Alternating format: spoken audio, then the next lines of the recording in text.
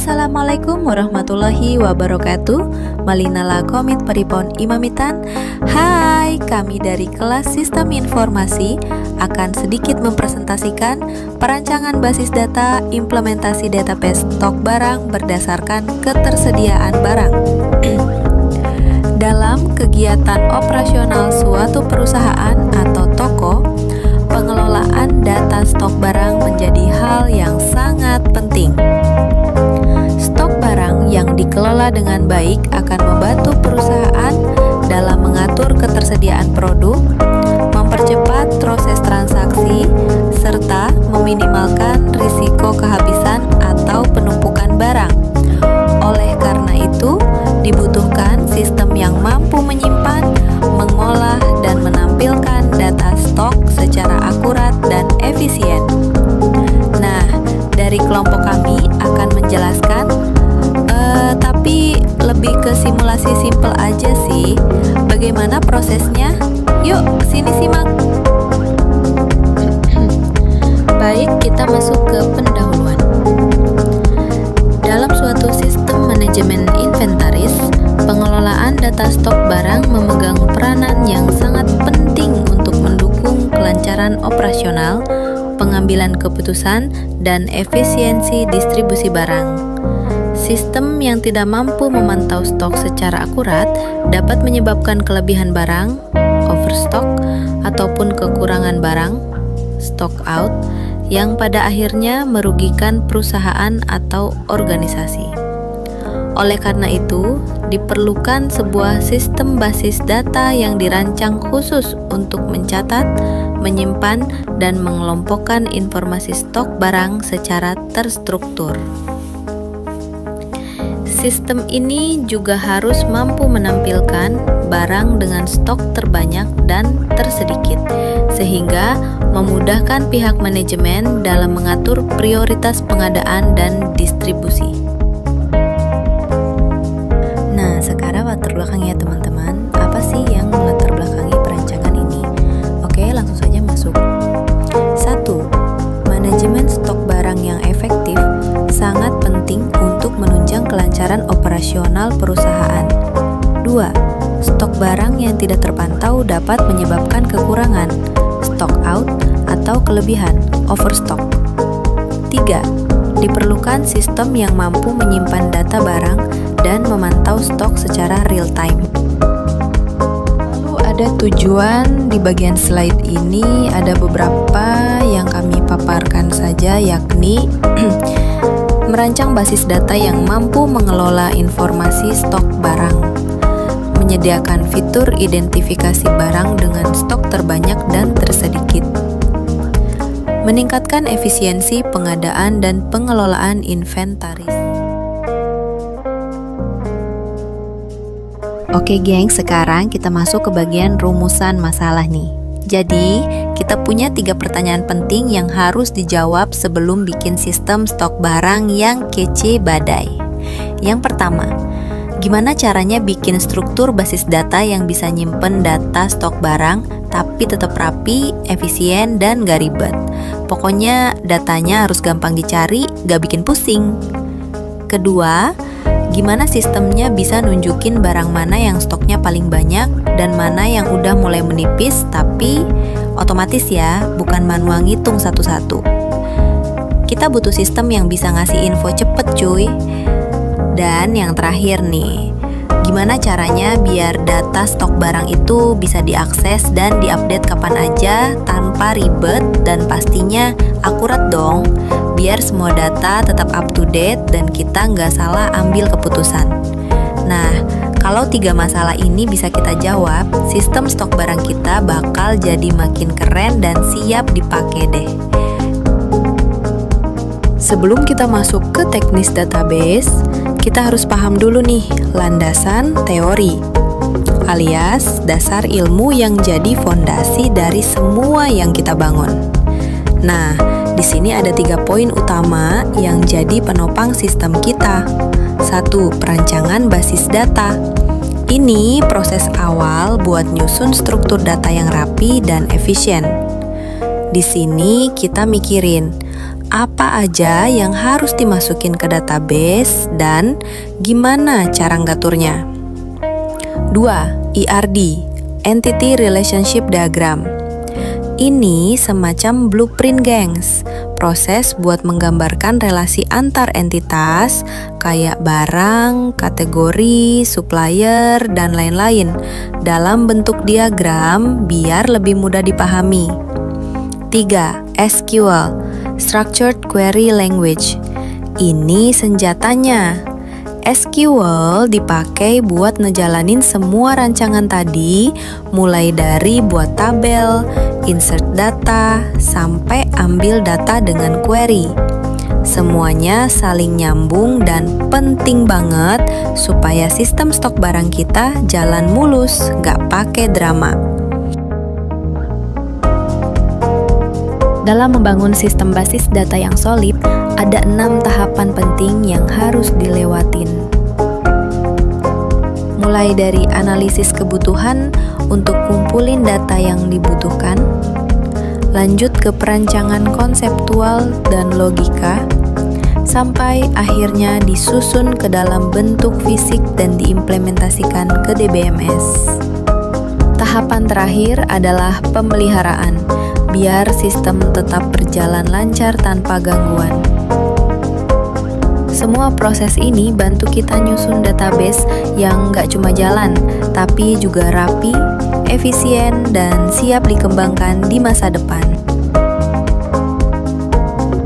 Yo brosis, sekarang kita bahas yang namanya simbol-simbol ERD, alias alat buat nerancang relasi data di database.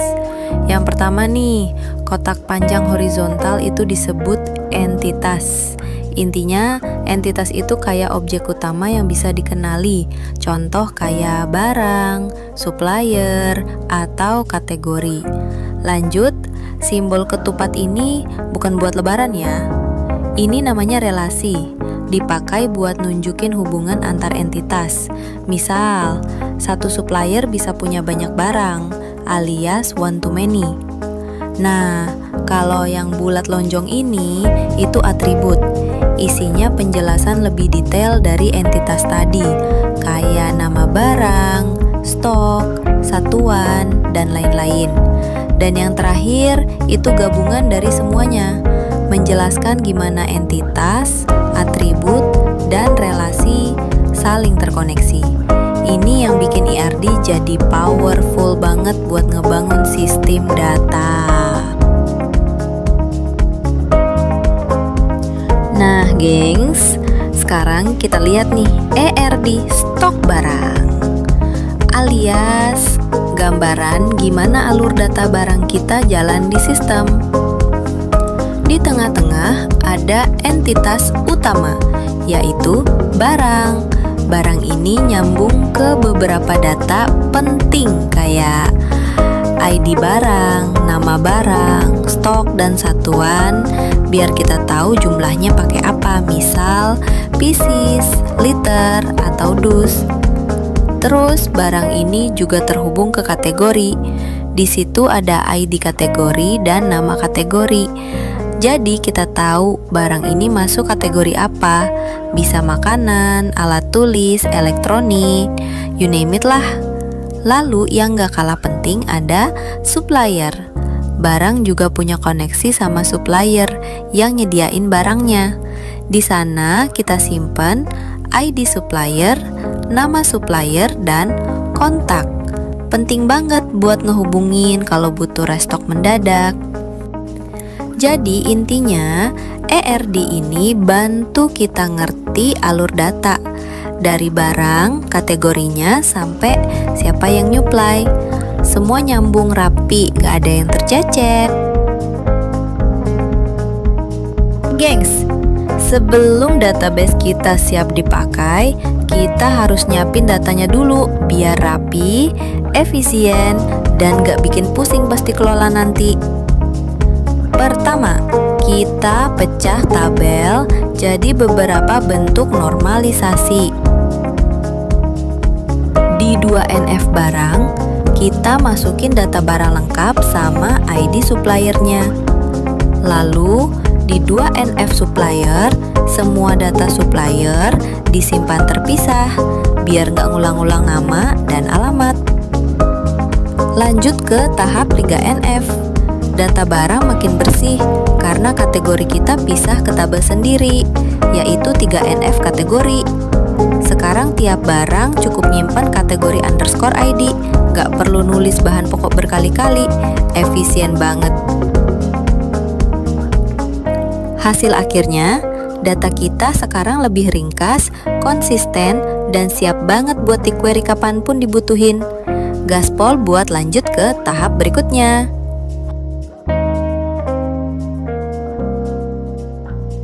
Oke gengs, setelah data disiapin dan dinormalisasi, sekarang waktunya kita bikin tabel-tabel utama di database-nya.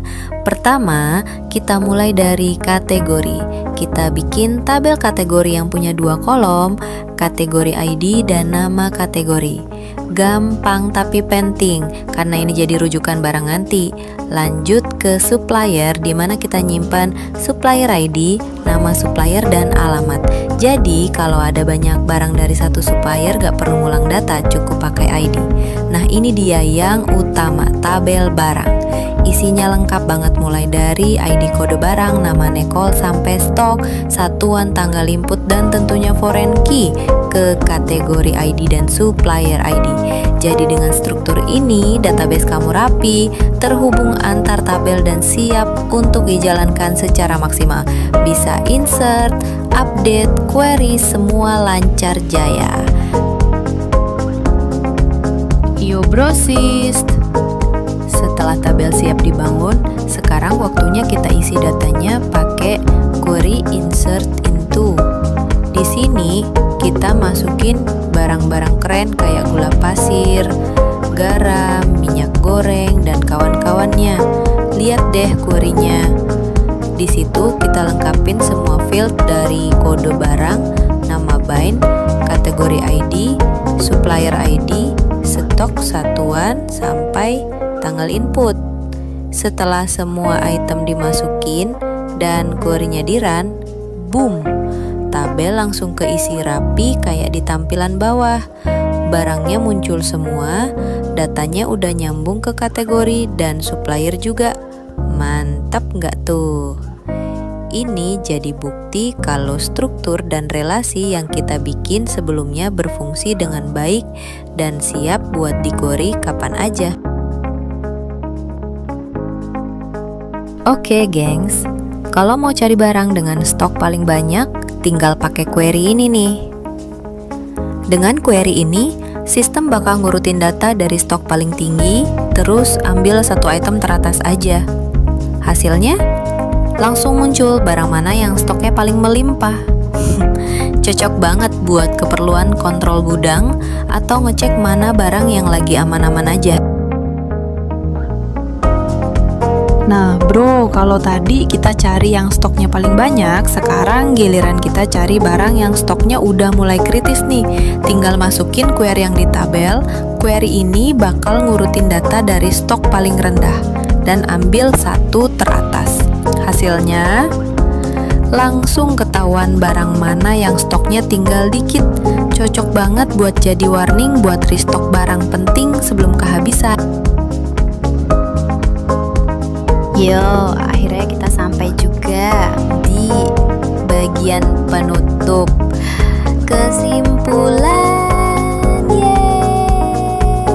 jadi gini gengs, perancangan basis data stok barang ini dimulai dari proses normalisasi dari 1NF, 2NF, sampai 3NF.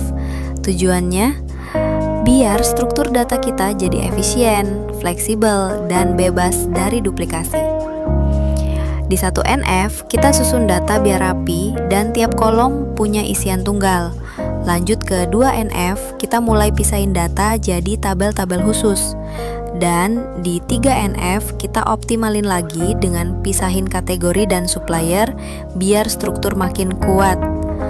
Hasil akhirnya, kita punya sistem database yang bisa ngatur stok barang berdasarkan jumlah dan kategori. dan tentunya bantu banget buat pengambilan keputusan yang cepat dan tepat. Dengan struktur yang udah dinormalisasi kayak gini, sistem bisa dikembangin lebih jauh, jadi makin powerful buat kebutuhan operasional dan manajemen di masa depan. Oke gengs, itu dia tadi semua pembahasan dari awal sampai akhir. Mulai dari perancangan database, query-query penting, sampai normalisasi dan kesimpulan akhirnya. Semua proses ini ngebuktiin kalau sistem manajemen stok barang bisa dibikin lebih rapi, efisien, dan mudah dikembangkan. Asalkan struktur datanya dibangun dengan tepat. Terima kasih udah nyimak sampai akhir. Semoga apa yang disampaikan bisa bermanfaat dan jadi inspirasi buat bikin sistem database yang lebih canggih dan berguna. Sampai jumpa di presentasi atau project selanjutnya. Dan ingat, ngoding boleh ngopi, tapi jangan sampai ngantuk.